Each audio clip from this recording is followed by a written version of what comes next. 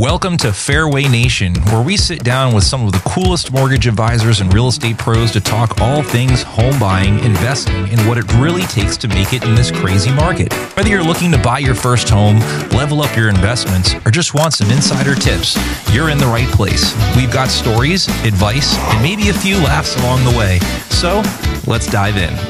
All right, we're live. We're back. It's been a little while since we did this last. We were talking about Red Friday. Freedom isn't free, but a lot of things have changed in the industry for the good. So we want to roll the sleeves up on that, tell a couple stories.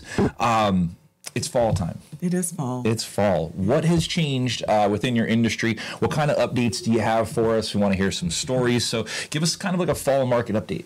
Yeah, so it seems like with our increased property values that we've got a lot of people inquiring about doing cash out refinances, home equity lines, second mortgages for debt consolidation, to buy a second home or investment property. So I'm seeing a lot of that trending. Mm-hmm. I hear like it's a massive number. So I was just I was fortunate enough to be at the IMB Housing Summit in Dallas, and the summit said there was $3 trillion in refis. Equity. Yeah. Wow, that's a lot. And credit card debt is at an all-time high at $1.4 billion. Wow. So give me, create like a scenario for me. Somebody has a ton of equity in their home, but they've amassed a bit of credit card debt with, the things change over time. How does this scenario help a person like that? And we didn't prepare for that one, Yeah, right? no, We it's didn't okay, prepare for but that I have question. a perfect scenario. I've got a guy that's got a terrible cash flow problem. He's got great income, but he has a ton of debt. So we're consolidating a big car loan, like a $1,500 a month car loan,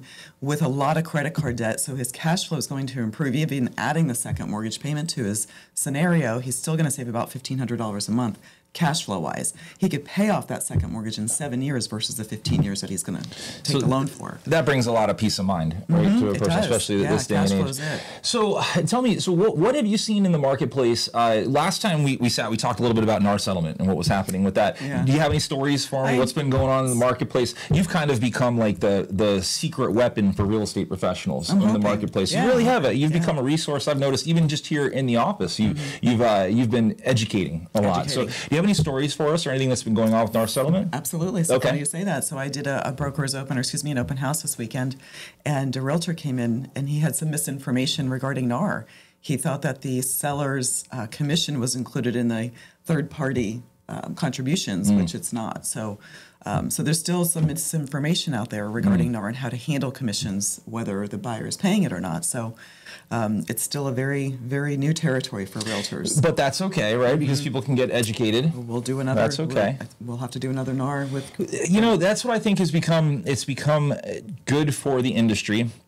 Because we're mortgage advisors, right? Mortgage advisor, real estate professionals, realtors, right? At the end of the day, that's a license that has been given to a person to be a guiding light for consumers, to have that fiduciary responsibility to the person that is right in front of them, helping them out. So I think it's fantastic that you have really you've been able to separate yourself as a resource to the real estate professionals. And not only are you able to educate them, but I know that you're willing to talk to their clients, like just on their behalf. So you're able to kind of just step in and just be the voice or that light for them. So that's a fantastic thing. Yeah. So let's go into, so you did a class a month ago. It was really cool. What was the title of that class? It was NAR, and it's National Association of Realtors. There you go. But we dubbed it Negotiations Are Real, because that's what it is. It's still negotiating. Yeah, so you did last month, and we've got this month. So we didn't do last week, but we have a makeup date. What's that makeup date? This Wednesday. October 16th. And what's the topic of this Wednesday? So this is going to be a hot topic. It is going to be a hot topic.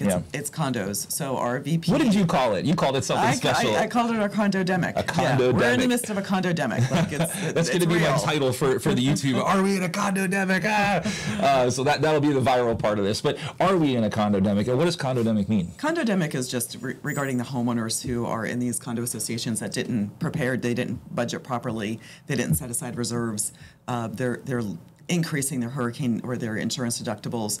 They are decreasing coverage, which makes these condos ineligible for financing for Fannie and Freddie. Okay. Now, there might be some non-QM product that might take some of those products, but it's a problem. So what I'm hearing is, as a consumer or as a buyer, you might see a condo as like a lower barrier to entry. So you might say, oh, this condo is only 200,000 or 300,000, Sure. which they are out there, 300,000-400,000. But that's more affordable than maybe a single family home. But some things that they have to consider is everything you were just rattling off there as a mortgage advisor, and it might go fast. It might be a machine gun at you, and you might not know. So it's important. Get your pen and paper. Sit with your real estate professional. Sit with your mortgage advisor. Have them go down that list and explain to you what these things mean. You know, the reserves and all of that. You know, just a simple, small case in point is understanding the HOA and what those fees are going to be, because you might see like a $300,000 property and say, well, that's affordable. I can do that, but you didn't add the extra $1,500 a month. You know, for an HOA,